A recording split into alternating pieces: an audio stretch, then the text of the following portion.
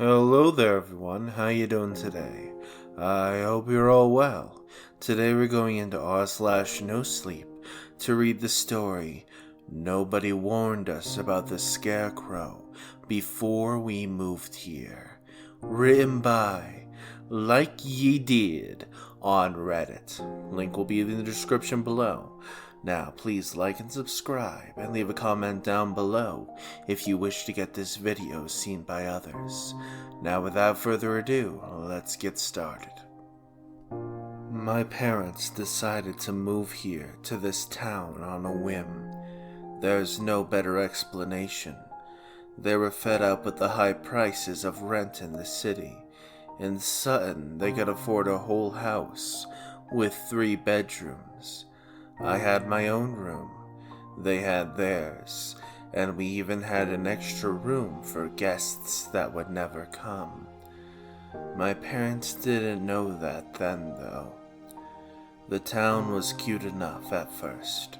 Small center with shops and a marketplace. We all so quickly realized that the people here loved all sorts of community activities. Fruit and vegetable contests, a celebration for each season, and regular town meetings. Everything they could think of to distract themselves from what was wrong with the town. I wasn't happy with the decision to move at first, but budged when I saw how happy it makes my parents. Besides, I only had 1 year of school left, and was already planning to move away for college.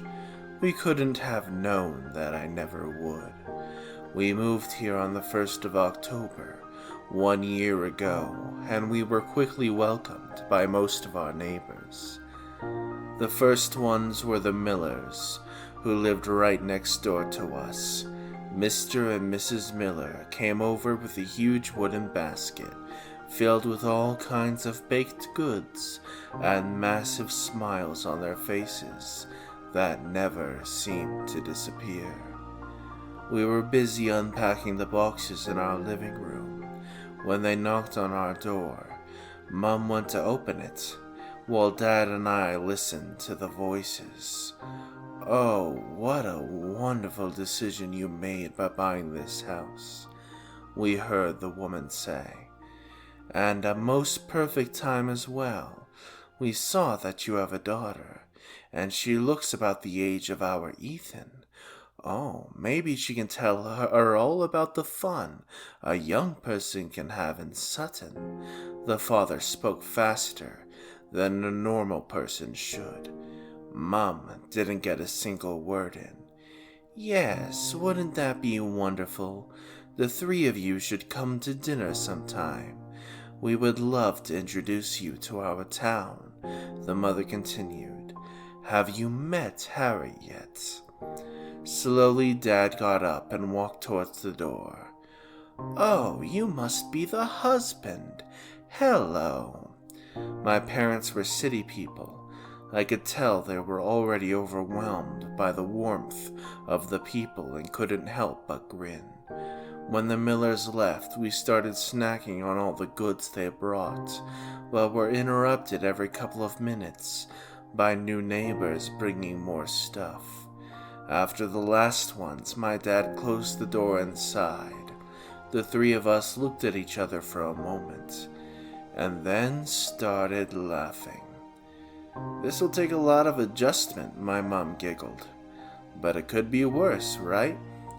"Well, at least we didn't have to worry about lunch or dinner today," I added. "We had a bunch of casseroles, pies, and salad. Everyone bought us something." "They are a little peculiar, but very nice, I guess," Dad said. "I'm sure we'll get used to it. And a bunch of parents are already planning friendships between you and their kids, Avery.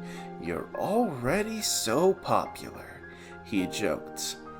"Yeah, maybe I can become Harry's friend." "Oh yes, what was that about?" my mom asked. "They all talked about this Harry person, but nobody told us who he actually is." "Maybe the mayor?" Due to the fall holidays, I would wait to start school. I also wasn't planning on growing friendships here. I had my friends at home after all, so I spent those days with my parents. The next day I went to the grocery store with my mom, so we could stock up on everything we didn't have yet. We walked to the town center, which only took us 10 minutes to the store one of our neighbors recommended. I expected a real grocery store, but it was more like this tiny kiosk with only the most essentials. They had no name brand and were mostly stocked with vegetables and dairy items. The woman behind the register gave us a smile. Wonderful choice of items you made here today. You know, everything we sell is produced locally. Oh, that's nice, my mother said. Yes, it is, isn't it? Even stuff like toilet paper? I asked. Well, no, not everything, but almost everything. We do not rely on the outside much, and we don't need to. Harry wouldn't like that, she whispered in that last sentence. Mum and I exchanged curious looks. Yes, well, who exactly is this Harry? We keep hearing that name, and Mum stopped speaking when she saw the face of the woman change completely. She'd lost all color. You will learn soon enough, but hopefully not too soon. Just remember, we all stick together here. This confused us even more, but the woman wouldn't answer any more of our questions. Instead, she tried distracting us with all sorts of information about the upcoming fall festival. I wish she would have been right, and that we would have had more time. But as it happened, I saw Harry that night. My parents had already gone to bed. The street was so quiet that you could have heard a pin drop outside. I was in my room, watching a show, when I heard footsteps, if you can call them that. It sounded more like someone dragging themselves over the floor. I walked over to the window, but couldn't see much at first. The street was dark. All the lights in the houses were out.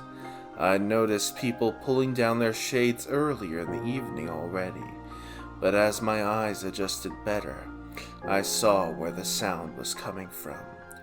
I saw a man in ripped clothes, with something that looked like straw hanging out from his arms and legs. His movements seemed awkward and slow. His body was all crooked and bent, almost as if he were hurt. But every now and then he would slightly change directions, going in a zigzag line. I couldn't really see his face until he stopped, right in front of our house, and started looking up at my windows. Suddenly, I was painfully aware that my room was the only one with a light on. My breathing got heavier, but the rest of my body was frozen. And that's when my door opened and my light was shut off. I tried to scream, but no sound came out, and suddenly a hand pulled me out of my room and into the hallway. It was Dad. "Did you see that?" he whispered. I saw Mum standing in front of the bedroom door. I nodded, not really able to speak. "What a freak," my mother said. "Joanna, I'm just saying, it's the middle of the night. It looks like he's on drugs."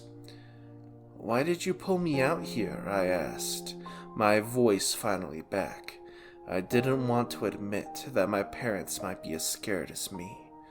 "We saw him looking up, and when we came to the hallway, your light was on. He was looking at you," my mum whispered. Dad walked to my room, and after a while he said, "He's gone." When the morning came, the three of us had calmed down. In the daylight, our fear of the prior night seemed ridiculous. "It was probably just a drunk guy coming home from an early Halloween party," Dad said during breakfast. "Yeah, I agree. I still didn't like the way he stared at me, though." Mom kept rearranging the scrambled eggs on our plate, not really eating anything. "Do you think that man was Harry?" she asked after a while. I had been thinking the same thing. We were able to laugh about it, but it didn't change the fact that something about this place really didn't seem right. That evening, we were invited to dinner at the Millers'. At first, I didn't want to go with my parents, but I felt like it might be a good way to find out more about Harry and Sutton, so I went along. Mom bought a bottle of her favorite wine. She'd gotten a box full from the city before we moved, and the Millers were ecstatic about it. We sat down by the dinner table, which was already filled with lots of appetizers and decorations. The people here were great hosts, you have to give them that. Mr. Miller opened the wine and poured everyone, including me, a glass. "This is fantastic. I don't remember the last time I had wine this good," Mrs. Miller exclaimed. "I'm glad you like it," my mother said. "I still have a few bottles if you'd like one for another time." No, I wouldn't want to take the last memories you have from home." "Oh, don't worry, I can order more once we're out." The Millers exchanged a strange glance, but didn't comment any further. "Ethan!" the father suddenly shouted. "We're starting dinner." He looked at us apologetically. Our son is sometimes just in his own little world. We had already started eating when he finally came to the living room. He resembled his dad with his black hair and tall stature. His mom was rather the opposite, very short with red curls.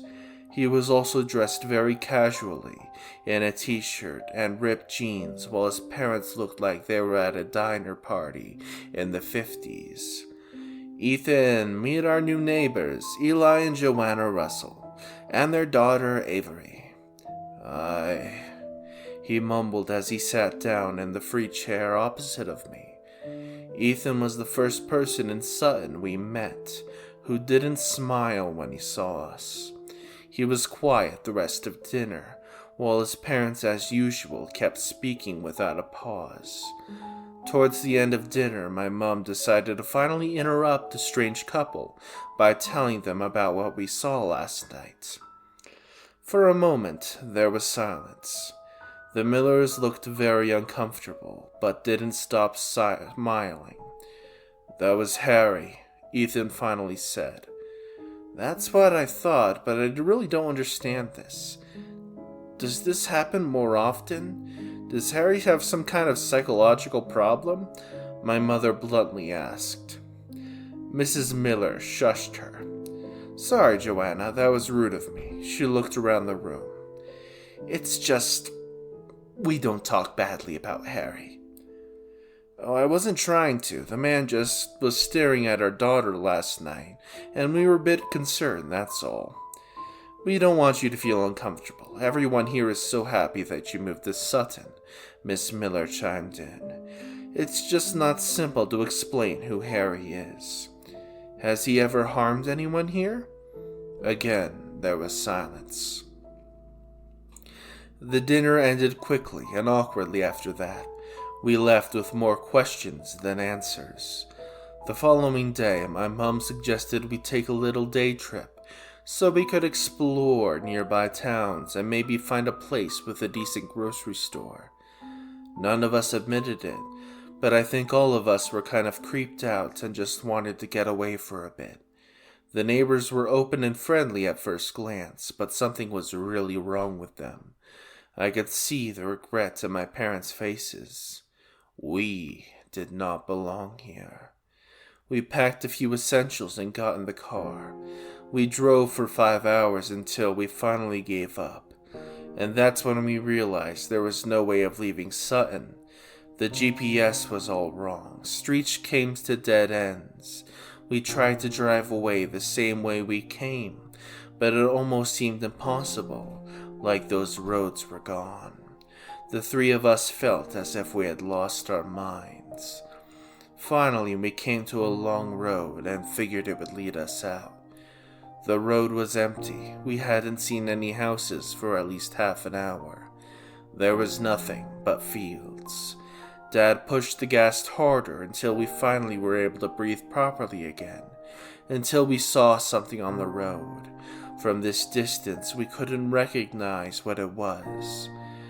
But as we got closer, we realized it was a person, and they were slowly walking towards our direction. We came to a sudden halt right in front of him. I immediately recognized the shredded clothes and the straw. Everything about him looked fake, except for his face. A human face with thick eyebrows and thin lips. We stood there for a moment as he dragged his body towards our car. Mum locked the doors. He opened his mouth, but no words came out.